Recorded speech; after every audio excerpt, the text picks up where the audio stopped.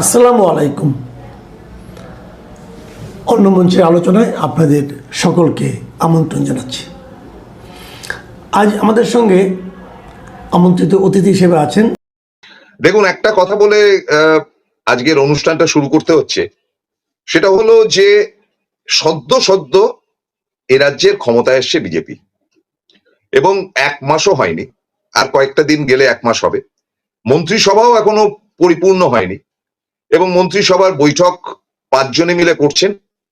শোনা যাচ্ছে যে আজকে শনিবার, সামনের সোম মঙ্গলবার হয়তো মন্ত্রিসভার বিন্যাসটা হবে, এবং তারপরে এক একটা দপ্তরে যাবে। এটাতে করে কি সমস্যা হচ্ছে বা কিভাবে কাজ হচ্ছে, তাই নিয়ে প্রশ্ন থাকতেই পারে।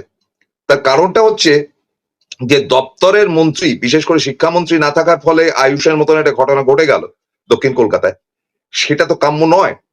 কিন্তু তবু আমি বলবো যে এখন যেহেতু কি বলা যায় হানিমুন পিরিয়ড চলছে, এক্ষুনি একেবারে তেড়ে ফুড়ে সমালোচনা ইত্যাদি ইত্যাদি এই ব্যাপারগুলো উপযুক্ত নয়।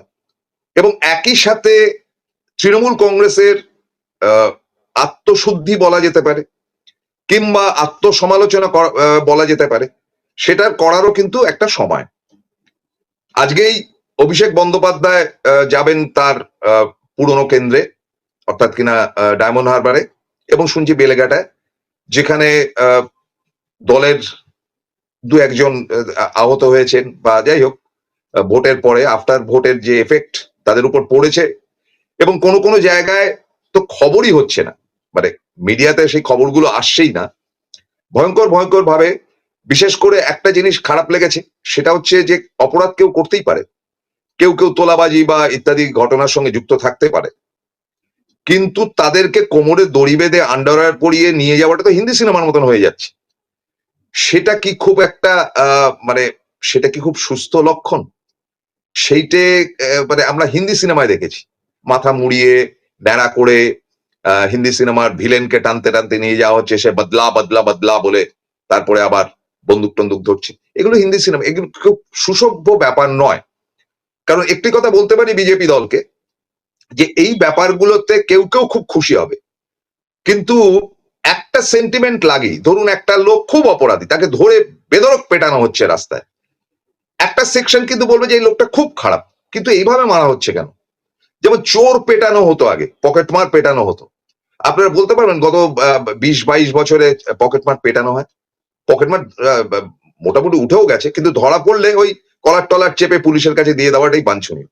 কিন্তু পুলিশ কোমরে দড়ি বেঁধে নিয়ে যাচ্ছে, এটা বোধহয় মানে দৃশ্য দূষণ বলা যেতে পারে। এটা একটু বেশি বাড়াবাড়ি করে ফেলছে পুলিশ।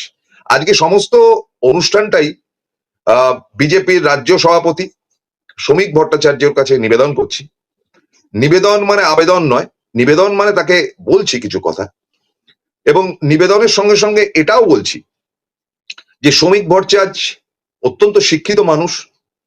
তার মানে ভারতীয় সংস্কৃতি থেকে শুরু করে, বাংলা সংস্কৃতি থেকে শুরু করে, মার্ক্সবাদ ঠোঁটস্থ অনেক কমিউনিস্ট পার্টির লোকেরাও যা জানে না, তার জ্ঞান কিন্তু শ্রমিক ভট্টাচার্যের আছে। Rigid character. এখনো পর্যন্ত তিনি যেই কথাগুলো বলেছেন সেগুলো সাংঘাতিক রকম গ্রহণযোগ্য, এবং তিনি যদি সেগুলো করে দেখাতে পারেন, তাহলে, যদিও তিনি বলছেন যে প্রশাসনের জায়গায় এবং রাজনীতির কাজটি রাজনীতির লোকেরা করবে, কিন্তু তবুও তিনি যেই উদাহরণগুলো দিচ্ছেন, কারণ বিজেপি দলের একটা নিয়ম আছে, তাদের সভাপতি কিন্তু যথেষ্ট পাওয়ারফুল। সে পাওয়ারফুল সভাপতি, এটা তৃণমূলের মতন নয় বা কংগ্রেসের মতন নয়। সিপিএম এ যেমন দলের সেক্রেটারির অনেকটা ভূমিকা থাকে, মানে বুদ্ধ ভট্টাচার্য নিশ্চয়ই রাজ্য চালাতেন, কিন্তু অনিল বিশ্বাসের সঙ্গে কথা বলে তবেই। তো সেরকম ধরনের যদি কিছু ব্যাপার থাকে, সেটা একটা রেজিমেন্টেড পার্টির মধ্যে হতেই পারে। তো সুতরাং এখনো পর্যন্ত শ্রমিক ভট্টাচার্য যে কথাগুলো বলেছে, কোন কোন কথা নিয়ে হয়তো খুব লাফালাফি হচ্ছে, যেমন ভালো তৃণমূলকে নেব বা এই গোত্রীয়, সেটা নিয়ে ট্রোল হচ্ছে, এবং শ্রমিকবাবু নিজেও বলেছে যে আমার এই বক্তব্যটা নিয়ে ট্রোলিং হচ্ছে। ট্রোলিং ফলিং এর ব্যাপার নেই, শ্রমিকবাবু যেটা বলেছেন সেটা কতগুলো যৌক্তিকতা আছে, এবং সেই যৌক্তিকতার জায়গা থেকে শ্রমিকবাবুর কাছেই সরাসরি বেশ কিছু প্রশ্ন রাখবো আজকের প্রশ্নের পাঞ্চে।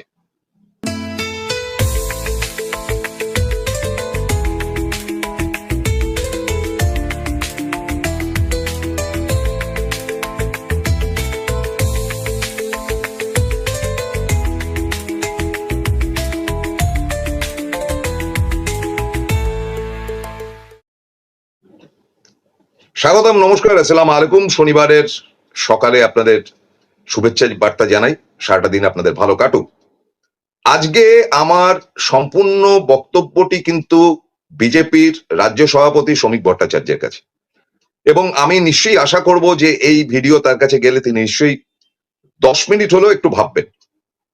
প্রথম কথাটা হচ্ছে যে যেদিনকে ফলাফল বেরোলো তার ঠিক 24 থেকে 48 ঘন্টার মধ্যে শ্রমিক ভট্টাচার্য অনেকগুলো বাইট, মানে অনেকগুলো টেলিভিশনের মাধ্যমে এমন কিছু বার্তা দিলেন যেগুলো দেখে সত্যি অপূর্ব মনে হয়েছিল।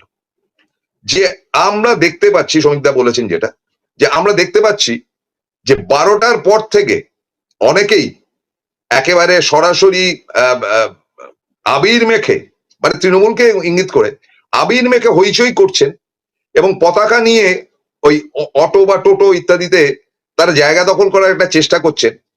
আমি সতর্কভাবে বলছি যে এগুলো করবেন না, আপনার দলের কেউ না। এটা একটা পার্ট যেমন বলেছেন, তেমন তিনি বলেছেন যে অনেকেই ভালো মানুষ হয়ে দলে আসবার চেষ্টা করছেন, তাদেরকে পরিষ্কার বার্তা দিচ্ছি তাদেরকে দলে নেওয়া হবে না, এবং তাদেরকে যদি কেউ রাতারাতি দলে নেয়, সে যত বড়ই নেতা হোক না কেন, সেটা গ্রহণযোগ্য হবে না। মানে পরোক্ষে যেটা বলেছেন যে তার বিরুদ্ধে ব্যবস্থা হবে। সেটা শুধু শ্রমিক ভট্টাচার্যের কথা না, শ্রমিক ভট্টাচার্য যেহেতু বলেছেন এবং স্টেটের টপ ম্যান হিসাবে সেটা কিন্তু প্রত্যেকের মুখেই, মানে প্রত্যেক বিধায়কের মুখেই কিন্তু টুকরোটা একটা শোনা গেছে, এবং আমি দেখেছি যে সেগুলো বলছে বা বিভিন্ন জায়গাতে যারা একেবারে প্রথম রাতেই, মানে যেদিনকে ফলাফল বেরিয়েছিল 4 তারিখ, সেদিনকে যে হইচই করেছিল সেগুলো কিন্তু মোটামুটি 5 তারিখ থেকে বাড়াবাড়িটা বন্ধ হয়েছে। কিন্তু শ্রমিকবাবু এটাও সত্যি যে তিনি বলেছেন যে বিভিন্ন পার্টির অফিস যেগুলো দখল করার চেষ্টা চলছে সেগুলো কিন্তু করা যাবে না। সৌরভ শিকদারও বলেছেন, নতুন বিধায়ক। কিন্তু ঘটনাচক্রে দেখা যাচ্ছে যে পার্টি অফিস দখল করাটা তো বটেই, কিছু কিছু জায়গা তো হয়েইছে, কিন্তু তার সঙ্গে সঙ্গে এটাও হয়েছে যে এলাকা পার করে দেওয়া, হইচই করা এবং বিভিন্ন প্রান্তে গিয়ে তাদেরকে একটা মোটামুটি হুমকি দেওয়া, সেই অধিকার প্রাপ্ত কিন্তু ভাইরাল হয়ে যাচ্ছে আজকাল। কিন্তু যেটা মুশকিল হয়েছে এখন, খবরওয়ালারা তারাও হানিমুন পিরিয়ডের জন্য কিছু হয়তো বলছেন টলছেন না, কিন্তু সোশ্যাল নেটওয়ার্ক বা সোশ্যাল মিডিয়া এত স্ট্রং যে সেগুলো কিন্তু মানুষের কাছে চলে যাচ্ছে এবং ভাইরাল হয়ে যাচ্ছে, মানে খুব সাধারণ মানুষের কাছেও কিন্তু সেগুলো চলে যাচ্ছে। এবারে 3,000 টাকা পাবে কি পাবে না এগুলো নিয়ে আমি একটি আলোচনাও করব না, কারণ এগুলো নিয়ে আলোচনা বহু চর্চিত ব্যাপার হয়ে গেছে। আমার বক্তব্যটা একদম ভিন্ন স্তরে নিয়ে যাব। যে একটা দল, তার নাম তৃণমূল কংগ্রেস, অত্যন্ত কঠিন সময় সিপিএম এর বিরুদ্ধে লড়াই করে মমতা বন্দ্যোপাধ্যায় দলটিকে তৈরি করেছিল, এটাতে কোনো সন্দেহই নেই। তার লড়াই এবং তার পড়ে থেকে মানুষের সঙ্গে থাকা, মানুষের পাশে থাকা, এবং এটি দরিদ্র পরিবার থেকে উঠে আসা মমতা বন্দ্যোপাধ্যায়, যার উদাহরণ তিনি নিজেই, বিকল্প কেউ নন। তিনি কিন্তু 2011-তে এই সিপিএম এর রাজ বা সিপিএম এর সময়কালটাকে তিনি পাল্টে ফেলেছিলেন, এবং সেদিনকে কিন্তু সিপিএম ব্যতীত সারা ভারতবর্ষের বিভিন্ন প্রান্ত থেকে, এমনকি বিজেপিও, তারাও কিন্তু মমতা বন্দ্যোপাধ্যায়ের এই লড়াইকে কুর্নিশ জানিয়েছিল। এবং এই যে 15টি বছর তিনি কাটালেন, তাতে কি ত্রুটি ছিল না? বিস্তর ছিল, এবং ত্রুটি ছিল বলেই তাকে সরে যেতে হয়েছে। হ্যাঁ, এটা ঠিক যে এসআইআর ইত্যাদি ইত্যাদি ঘটনাগুলো ঘটলে কি হতো সেই আলোচনা করে আর দীর্ঘায়িত করে লাভ নেই। কি হলে কি হতো তো বটেই, কিন্তু কি হলে মমতা বন্দ্যোপাধ্যায় ফেরত আসতেন, এবং ফেরত আসলে কটা সিট নিয়ে আসতেন, এগুলো বলা যেতে পারে যে হ্যাঁ, তৃণমূলের যারা ভালো, যারা দলটাকে ভালোবাসে, তাদের হৃদয়ের মধ্যে ব্যথার মতন বা কাঁটার মতন থাকবেই, কারণ তাদের অভিজ্ঞতা নেই, তাদের অনেকেরই অভিজ্ঞতা নেই যে 2011-র আগে সিপিএম এর রাজ যা ছিল তখন কিভাবে কংগ্রেসীদেরকে কোণঠাসা হতে হয়েছে বা তৃণমূলীদের পরবর্তী অধ্যায়। কাজে তাদের কাছে বেদনার জায়গা হতেই পারে। কিন্তু যেটা হলো সেটা শ্রমিকবাবু খুব ভালো জানেন যে তৃণমূল দলটা কিন্তু যখন ক্ষমতায় এলো তখন সেই দলে প্র্যাকটিক্যালি ভালো ভালো ছেলে ছিল, মানে যারা লড়াই করেছে। আজকে যাদের বয়স, অন্তত সেদিনকে যাদের বয়স 30 ছিল আজকে তাদের 45, সেদিনকে যাদের বয়স 20 ছিল আজকে তাদের বয়স 35, মানে তারা আজকে খানিকটা তো এজেড হয়ে গেছে, কিন্তু তারা গোবেচারা মার্কা, কিন্তু দলকে প্রচন্ড ভালোবাসত। এটা মূলত কংগ্রেস থেকেই আসা অধিকাংশ। মমতা বন্দ্যোপাধ্যায়কে ভালোবেসে তো এসছেনই বটে, কিন্তু কংগ্রেসের কালচার থেকে তাদের উঠে আসা, এবং তাদের স্যাক্রিফাইস ছিল বিরাট। মানে তারা যে রাজনীতি করেছেন, এলাকায় এলাকায় ভোটের প্রচার করেছেন, বা বুথ লেভেলে গিয়ে তারা কাজ করেছেন, পোস্টার সাটিয়েছেন, অনেকেই নিজের পকেটের পয়সা দিয়ে বা কোনো একজন হিতৈষীর কাছ থেকে কিছু চাঁদা নিয়ে তারা করেছেন। তখন কিন্তু এই ব্যাপারগুলোই ছিল না। এবং আমি নিজে ব্যক্তিগতভাবে জানি যে 2011-তে যখন তৃণমূল ক্ষমতায় আসে, তখন এমন সমস্ত লোকজন ছিল বা ছেলেপুলে ছিল যে, মানে একদম ফার্স্ট পেজে বলছি, যে তারা কিন্তু সত্যি ভালো ছেলে ছিল, ভদ্র ছেলে ছিল। অনেক গরিব ঘরের ছেলে মেয়েরাও ছিল, হিন্দু এবং মুসলমান দুদিকে। কিন্তু তারপরে যেটা হলো 2012 থেকে মোটামুটি, এবং মমতা বন্দ্যোপাধ্যায়কে এই প্রশ্ন করা হয়েছিল, বা তিনিও বলেছিলেন, বা তার দলের অনেক মন্ত্রীতন্ত্রী বলেছিলেন, এবং সেটা পরিষ্কারভাবে বলা হয়েছিল যে ছাকনি দিয়ে ছেকে দল তৈরি করা হবে। এবং ছাকনি দিয়ে ছেকে মানে যে খুশি আসবে আর তৃণমূলে না হবে এমন ঘটনা ঘটবে না। মানে আজ যেটা শ্রমিকবাবু বলছেন, সেটা আরেকটু অল্প সুরে তৃণমূল থেকে বলা হয়েছিল যে না, নেওয়া হবে না, কিন্তু বদলা নয় বদল চাই, সেটাকেও ধরে রাখার একটা চেষ্টা হয়েছিল।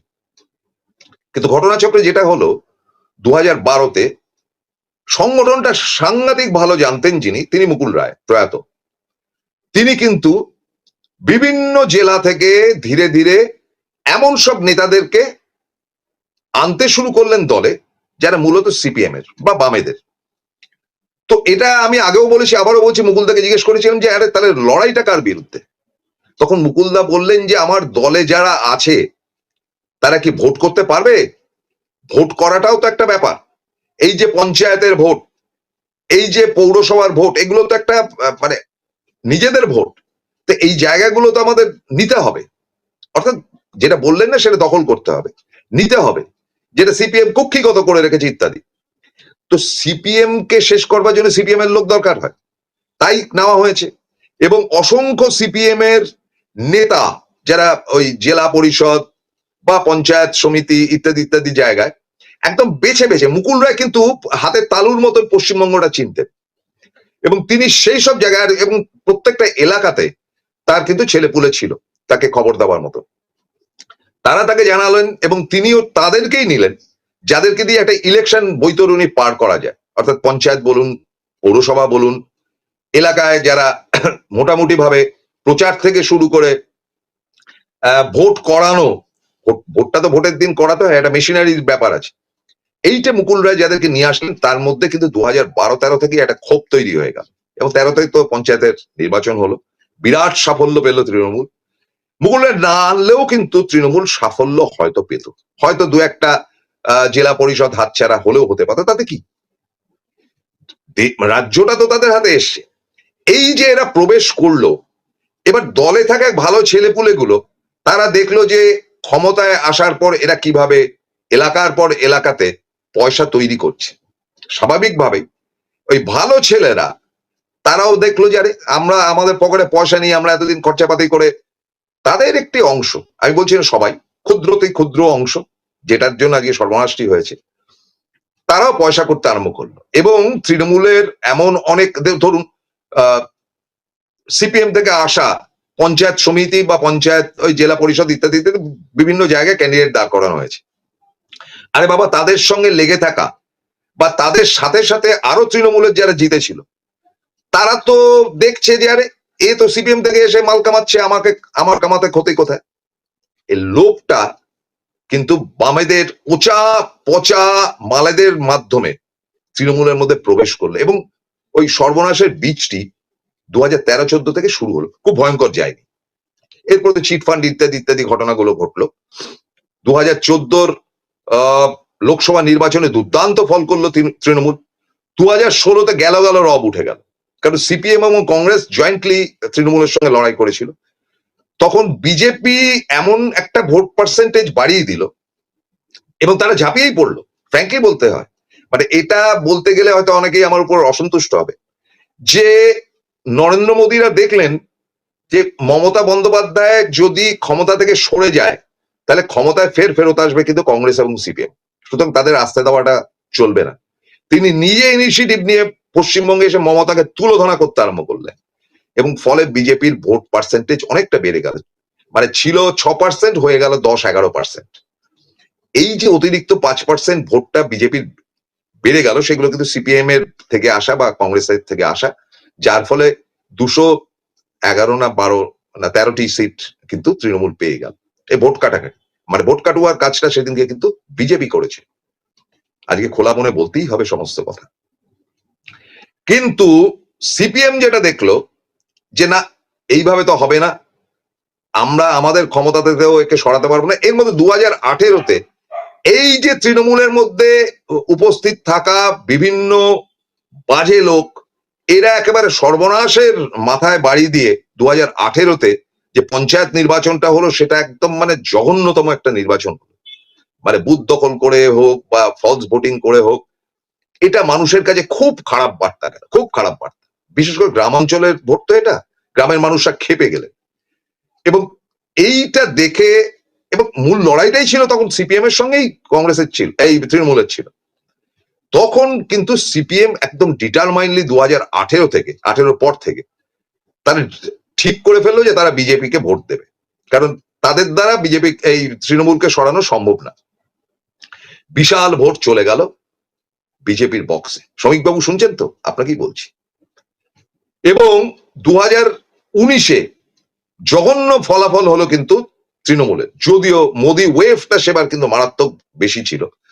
22টা সিট পেল তৃণমূল, 18টা সিট পেল কিন্তু বিজেপি। কিন্তু সেবারে লড়াই যারা দিয়েছেন তার মধ্যে আজকের মুখ্যমন্ত্রী শুভেন্দু অধিকারীও কিন্তু ছিলেন। তারপরে থেকেই শাটল ককের মতন অনেক নড়াচড়া ইত্যাদি ইত্যাদি হলো। তো এই যে তৃণমূল দলটি খারাপ হয়েছিল, গুন্ডা বদমাইশ ঢুকে গিয়েছিল, সিপিএম থেকে ঢুকেছিল। আবার আপনারা 77-এ দেখুন সিপিএম যখন ক্ষমতায় আসে তখন সিপিএম কিন্তু কাউকে এন্ট্রি দেয়নি, কাউকে ঢোকানো হবে না, আর সিপিএম পার্টিতে ওভাবে ঢোকানো যায় না। কিন্তু 1982-র পর থেকে যত রাজ্যের গুন্ডা বদমাইশ, মানে তার মধ্যে কংগ্রেসীও ছিল, তার মধ্যে 71-এ মানে ঝামেলা পাকানো গুন্ডা বদমাইশের যেগুলো টিকে ছিল আর কি, মানে এ পাড়ার ও পাড়ার, তাদেরকে কিন্তু দলে নিয়ে নিল। পরে অবশ্য অনেককেই নর্দমার ধারে পাওয়া গেছে, সেটা অন্য গল্প, কিন্তু তারা তাদের দলে নিল এই কারণে যে সংগঠনটা বাড়াতে হবে। সেটা প্রমোদ দাশগুপ্তর বুদ্ধি ছিল নাকি তৎকালীন নতুন উঠে আসা যুব মহলের মানে বিমান বোসদের বুদ্ধি ছিল আমি বলতে পারবো না, কারণ সিপিএম এর অভ্যন্তরীণ ব্যাপার বাইরে আসে, কিন্তু তারা নিয়েছিল। আবার এই কাণ্ডটি কিন্তু তৃণমূল করলো সিপিএম এর গুন্ডা বদমাইশদের নিয়ে মুকুল রায়ের হাত ধরে। তো ফলে এই যে ভালো আর মন্দের সম্মিলিত একটা দলে প্রবেশ এবং তাতে দলের শক্তি বৃদ্ধি, ভোটের শক্তি বৃদ্ধি ইত্যাদি যে হয়, তার কিন্তু হাতে হাতে প্রমাণ তৃণমূল আজকে হাড়ে হাড়ে বুঝতে পারছে যে কাদেরকে তারা দলে নিয়েছিল। তো এটারই বিস্তারে যাব শ্রমিকবাবু আপনার কাছে, যেহেতু আপনি ভালো তৃণমূল এবং খারাপ তৃণমূলের একটা বিভেদ করেছেন, সেটা আপনার কাছে তুলে ধরবো উদাহরণস্বরূপ। কিন্তু তার আগে নিয়ে নেবো ছোট্ট একটা বিরতির পর ফিরে এসে আপনাদের বাকি কথা বলছি, সঙ্গে থাকুন। জয়গুরু রত্নভান্ডার জ্যোতিষ চেম্বার, এখানে গোল্ড মেডেলিস্ট জ্যোতিষী বসেন। হাই কোয়ালিটির আসল গ্রহরত্ন সবচেয়ে কম দামে এখানে পাওয়া যায়। স্থান বেলঘড়িয়া রানীপার্ক বটতলা 2 নম্বর রেলগেটের নিকটে। 9681345722 এবং 9007778922। Padmalaya Group, where moments are made permanent, one of the most premium and trusted real estate company of Kolkata, carrying legacies since 1982. Quality, honesty, trust. Padmalaya Group. Call 983-0048-333. Visit us www.padmalayagroup.in. ফিরলাম বিরতির পর। এবার শ্রমিকবাবু আপনার কাছে বলি, আপনি বলেছিলেন যে কাউকে নেওয়া হবে না বা নিলেও 3 মাস বাদে, এটাও আপনি বলেছেন। কিন্তু একটু খেয়াল করে দেখুন যে আপনার দলেও আছে বিভিন্ন দল থেকে দল বদলি হয়ে হয়ে হয়ে হয়ে আলটিমেটলি আপনার দলে গেছে, এমএলএ টেমএলএও হয়েছে। তো সেগুলো কি সঠিক? আপনি তো আরএসএস করেছেন, আপনি তো সংগঠন করে সংঘ করে আজকে দলের গোড়ার দিন থেকে খারাপ ভালো সবটাই দেখেছেন, বা আপনার দলে আর যারা যারা আছে। তো তাদের সঙ্গে বেসিক্যালি দলবদলুদের মধ্যে তো একটা ফারাক থাকবেই। তো ফলে এই যে আসল আর নকলের মধ্যে থেকে খুঁজে বার করা যে কে আসল আর কে নকল তার খবর রাখি না, এই এই ব্যাপারটা কিন্তু ভাবার ব্যাপার আছে। ভালো আর মন্দের দ্বন্দ্ব বুঝি না, কে ভালো কে মন্দ তার খবর রাখি না। তো এই এই জায়গাটা থেকে শ্রমিক বাবুকে বলতে রাজি আছি যে দেখুন শ্রমিক বাবু, আর সামনে পৌরসভা নির্বাচন গুলো আসছে, কলকাতার কর্পোরেশনের নির্বাচন আছে, এবং একই সাথে কিন্তু আমি বলতে রাজি আছি যে এরপরে কিন্তু এই নির্বাচনগুলোর সঙ্গে সঙ্গে পঞ্চায়েতের নির্বাচন আসবে, এবং আপনাদের তো টার্গেটটাই থাকবে যে এলাকার পর এলাকা দখল করা। কারণ পুরোপুরি গেরুয়াকরণ না করতে পারলে পরের লোকসভাতে গিয়ে তার উপর চাপের সৃষ্টি হবে। কারণ সিপিএম উঠে আসছে কিন্তু আরেকটা দিক থেকে, শ্রমিকদাকে পরিষ্কার হিসাব বলছি। আমি অবাক হয়ে যাই যে এই তৃণমূল কংগ্রেস করেছেন যারা ভালোবেসে, তারা 10টা পয়সাও করতে পারেনি, এবং তাদের সংখ্যা হচ্ছে গিয়ে 90%। শ্রমিকদা আমি খুব ভেবেই বলছি কথাটা। তৃণমূল কংগ্রেসের সাপোর্টার বা তাদের কর্মী বলে যদি কিছু থাকে, আমি দায়িত্ব নিয়ে আপনাকে বলছি যে তার সংখ্যাটা, ভালো ছেলের সংখ্যাটা, যারা দলটাকে আজকেও ভালোবাসে, কেউ নেতা না, তার সংখ্যা হচ্ছে 90%। যারা কেউ হয়তো কাঁদছে, তারা রাস্তাও বেরোচ্ছে, তারা তো চোর জোচ্চর না যে তাদের, এই সংখ্যাটা 90%। আর 10% খারাপ তো ছিলই, এবং ভয়ঙ্কর খারাপ ছিল। আমি অবাক হয়ে যাই যে যেই পট পরিবর্তন হলো, অনেকেই কিন্তু আপনার কথা মতন ভালো তৃণমূল হয়ে গেল, মানে দল বদলাতে হবে। সেটা কাকলি ঘোষ দস্তিদার এখনো পর্যন্ত দল বদলাবেন কি বদলাবেন না আমি জানি না, কিন্তু তিনি এমন সব কাণ্ড কারখানা করছেন যেটাতে মনে হচ্ছে যে শুধু ডাকিলেই যাই। তো ডাকিলেই যদি যাওয়ার হয় তাহলে তার উচিত, আমি মনে করি, যে বারাসাত কেন্দ্র থেকে তিনি রিজাইন করে ফের বিজেপির ক্যান্ডিডেট হয়ে বারাসাতে উপনির্বাচন করিয়ে লোকসভাতে জিতে আসুন, উচিত সেটা, যেটা অনেক ক্ষেত্রেই হয়েছে। শ্রমিকবাবু কি বলেন? এক। দ্বিতীয়ত, কিছু ছবি আপনাদের সামনে দেখাচ্ছি, এই ছবিগুলো দেখলে বুঝতে পারবেন যে এরা সবাই কি ধর্মপুত্র যুধিষ্ঠির ছিলেন। এনার নামেই তো এই যে ডক্টর সেন, এনার নামে তো কিছু এমন স্ক্যান্ডাল বেরিয়েছিল বা এমন কিছু কাণ্ড কারখানা এনার নামে, মানে এনার সংগঠনের নামে, যার জন্য এনাকে সরাতে বাধ্য হয়েছিল। তা নয়তো এনাকে রাখলে বিপদ হতো। এটা তো শুনেছি ডক্টর সেনের এই ব্যাপারটা। তো তিনি এখন বেসুরো হয়েছেন। তিনি অল ইন্ডিয়া তৃণমূল কংগ্রেসের মুখপাত্র ছিলেন। নেক্সট ছবি, পরের ছবিটা দেখব। ইনি আমাদের অত্যন্ত আপনজন অরূপ চক্রবর্তী, সুবক্তা এবং সুন্দর ভাষণ দেন। আমার তো অত্যন্ত প্রিয়, রবিবাবুরও প্রিয়। তো তিনি হঠাৎ করে গত পরশুদিন তিনি হঠাৎ প্রেস টেস ডেকে তিনি মুখপাত্র থেকে বেরিয়ে গেলেন। কেন? তিনি যে কথাটি বলেছেন যে দলের নেতা নেত্রী, ইঙ্গিতটা অভিষেক মমতা, তারা বেরোচ্ছেন না কেন, তো তিনি অফিস খুলে বসে থাকছেন। তো তিনি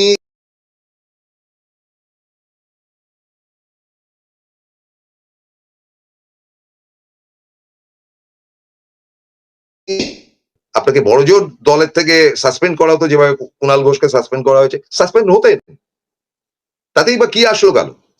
তবে কুজনে বলছে, মানে দুজনে বলছে আপনার সম্বন্ধে, আপনার নাকি এবার বিধায়ক হবার ইচ্ছা ছিল বা টিকিট পাওয়ার ইচ্ছা ছিল, পাননি। আমি বিশ্বাস করি না, কিন্তু কথাটা ভাসছে। এবং আপনার হঠাৎ করে প্রেস মিট করে এটা বলার তো প্রয়োজন ছিল না, কারণ অনেকগুলো দরজা খোলা আছে, সেই বুকের পাটা আপনাদের নেই। যেমন কংগ্রেসে যাওয়া মতন জায়গা, আপনি যদি জেনুইন কংগ্রেসই হয়ে থাকেন, মানে একসময় কংগ্রেস করে পরে তৃণমূল করে, তাহলে কংগ্রেসে যাবেন, শূন্য থেকে শুরু করবেন। আপনার যদি বুকের পাটা থাকে, সমালোচনা করে লাভ কি? আপনি কিন্তু ভালো তৃণমূলের মধ্যেই পড়ছেন। I very sorry to say, Arup তুই কিছু মনে করিস না, বলতে বাধ্য হচ্ছি। পরের ছবি। এনার সঙ্গে আমার খুব একটা আলাপ নেই, মাঝে মধ্যে দেখা টাকা হতো। তবে এনার একটা, উনি বললেন যে আমার একটা গাড়ি আছে, একটা ওই আছে সেই আছে। তিনি নিয়মিতভাবে সমস্ত টিভি চ্যানেলে তৃণমূলের হয়ে বসতেন, এবং এর বিভিন্ন ছবি দেখেছি অভিষেক ঘনিষ্ঠ হয়ে। এবং ইনি বলতে চাইছেন যে ইনি কিছুই পাননি। একটা ছেলে সারাদিন পার্টি করে যদি গাড়ি মেনটেন করে, ড্রাইভার মেনটেন করে, কাপ্তানি করে ঘুরে বেড়াতে পারে, সে 60 টাকাটা আসছে কোত্থেকে? আমি কিন্তু খারাপ ভাবে বলছি না, প্রশ্নটা করছি। সুতরাং আমাদের মতন তো সকালবেলা 9টা থেকে রাত্রি 9টা অব্দি ডিউটি করেন অফিসে, তো এদের পয়সা কুড়িটা আসতো কি করে? খুব ভালো ছিল। তো ইনিও পা বাড়িয়ে রয়েছেন অলমোস্ট, তিনি বিভিন্ন জায়গায় ইন্টারভিউ দিচ্ছেন। আর যদি কোনো ছবি থাকে একটু দেখবো। ইয়েস, এনার নাকি বিরাট ডিগ্রি, বিলিতি ডিগ্রি আছে, ইত্যাদি ইত্যাদি। হাইলি কোয়ালিফাইড ফিজিক্স নিয়ে ডক্টরেট করা শুনেছি। ভালো ইংরেজি বলেন, সেটাতে কোনো সন্দেহই নেই। ইনি একেবারে ওই 12টার পর থেকেই বিজেপি হয়ে গেছে। এনার খুব রাগ ছিল, এনার খুব ক্ষোভ ছিল। আমি আপনাদেরকে বলছি যে গত লোকসভা নির্বাচন যেদিনকে হলো, এই গত লোকসভা 2024-এর, তো আমরা সাংবাদিকরা একটা জায়গায় বসেছিলাম, তখনও দিদির বাড়ির দরজা খোলা হয়নি, তো আমাদেরকে একটা ওই মিলন সংঘ বলে একটা ক্লাব রয়েছে, ওখানে বসতে বলা হয়েছিল। ইনি দৌড়ে এসে হই হই করে বললেন যে কাঁপিয়ে দিয়েছি, আমরা কাঁপিয়ে দিয়েছি, অভিষেক দা 7 লাখ ভোটে জিতেছে। ইনি বলেছেন, হি ইজ দ্য ম্যান। তিনি রাতারাতি এখন মানে বিজ্ঞাপন করছেন। আজকে শ্রমিক ভট্টাচার্য যেই বলেছে, অ্যাজ ইফ ইনি মুখপাত্র, দলেও নাইনি কিন্তু মুখপাত্র হয়ে গেছে। আজকে শুভেন্দুদা দারুণ কাজ করেছেন, আজকে অমুক ভালো কাজ করেছেন।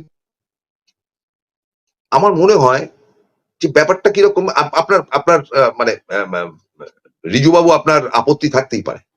আমি আবারও বলছি, আপনি শিক্ষিত মানুষ, আপনার যথেষ্ট শিক্ষা রয়েছে, কিন্তু এটা খুব বেহায়ার মতন মনে হয়েছে আমার, খুব বেহায়ার মতন। আমার আপনাদের কথা দেখলেই বাল্মীকির কথা মনে হচ্ছে।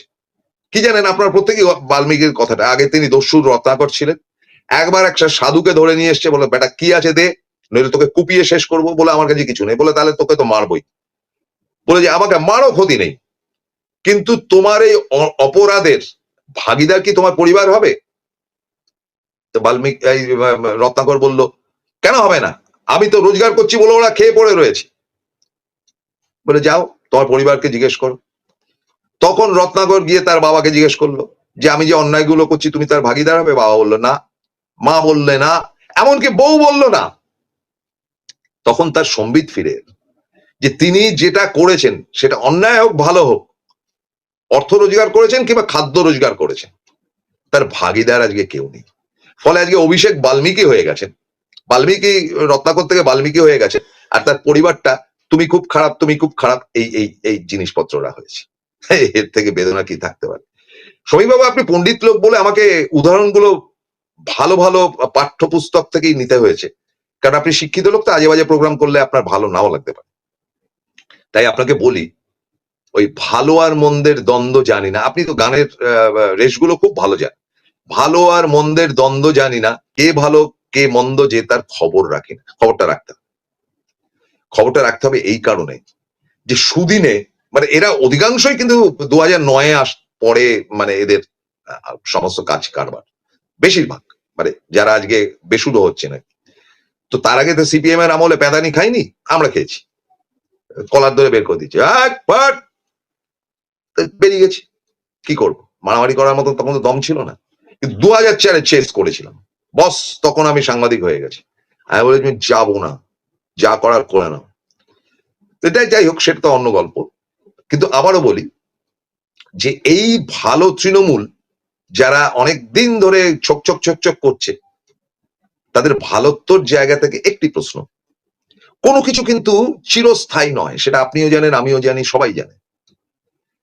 এমন দিন আসবে যেটা মমতা বন্দ্যোপাধ্যায় ভেবেছিলেন যে আরো 10 বছর 15 বছর আরামসে কাটিয়ে দিতে পারবেন।